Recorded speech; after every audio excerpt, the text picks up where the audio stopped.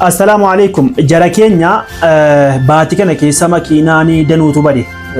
Gariin social media irratti mul'ate, gariin hin mul'anne. Hanga mul'ate hanguma si waliin argaa jirru kana kan muciyyoo kana abbaa namichaa hin beeku.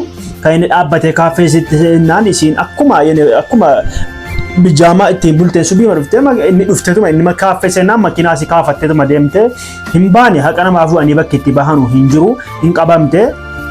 Kani ustaaza kana ammoo makiinaan agartanu kuni makiinaa ustaazaati. Makiinaan kuni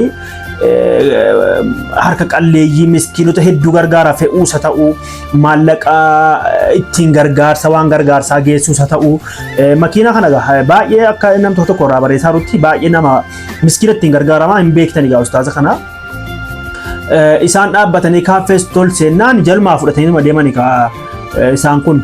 Jarri keenya kun obbolaan keenya kun caaluma nama kaafatee deemaniin akka waan ofii jaraatii achi dhaabanii laallaa gara jabee yookiin ija jabummaa hattuu jechuudha. Hattuu Finfinnee keessaa dhaqxeetuma makiinuma namni dhaabbate fudhattee deemte. Namni hedduun akkamitti fudhattee deemte qulfii keessatti irraanfatanii lakkii hin irraanfanne namni hedduun kana bakka yaada keessa gale. Angaruu wanta takka akkan irraa dhagahetti teknoolojii bal'atee jira yeroo ammaa qulfii hojjetaniiti kan hin dhagaye qulfii hojjetameetuma qulfiidhuma akkas dhaqee qulfii hunda banuu jira. Yaani biyyoota tokko tokkotti mootummaa qaba kan qulfii mootummaa malee qulfii akkanaa namni qabaatu mootummaa qofa kan makiinaa osoo hin taane kan manaa jechuudha. Qulfii kan hunda banuu danda'u mootummaa biyya alaa kan Itoophiyaa kan beeku malee mootummaa biyya alaa biyyoota tokkotti qulfii hunda banuu danda'u jira. Qulfiin kan biyyoota Awurooppaa kanaa Eeshiyaa keessa jiran fakkaata. Yaani geessanii walitti kaa'anii bananiituma ol galanii akka waan qulfii sirkaa fudhaniitti biyyoonni biraa mootummaan jechuun gizee mana fattashanuu gizee rakkoo mana keessatti argame gibbii isa ta'uu mana isa ta'uu hin cabsanu barii nama dhaqanii qulfii bananii ol galan akka waan ofii qabanuutti.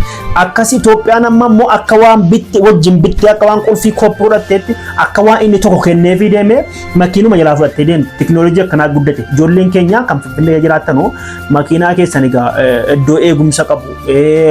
Bakkuma dhaabbatanii kanaaf bakka hundatti birrii 10 birrii 5 paarkingii kan jedhamu birrii kaffalanii dhaabbatamaa akka eegamuu fi akkasitti makiinaa kana fudhanii bahanii hin hafne qabamanii harkaa fuudhamanii fokkisanii akkanatti fuulduree namaa dhaabbatanii akka waan ofii bitti akka dabalatatti hirkattee footoo kaa'amte boo araadittiin. Kana fakkaataa teknooloojiin bal'atee jira haga mana banuutu hin deemanii kana yaani qulfii kana bakka inni fuudhamu Allahu aalamii wanna jedha hojjetanii Allahu aalam rabbii qofa beeka akka itti banan gariin immoo qulfii keessatti irraanfatan jedha haqiiqaa isaa Allahu aalam. Kan hin dhagahe kan hin hedduu beeku qulfii kana hojjetataniiti kan jarri ittiin bananii makiinaa fuudhanu warra kana qofatu dhagahame malee namoonni hin dhagahamin hedduutu jira.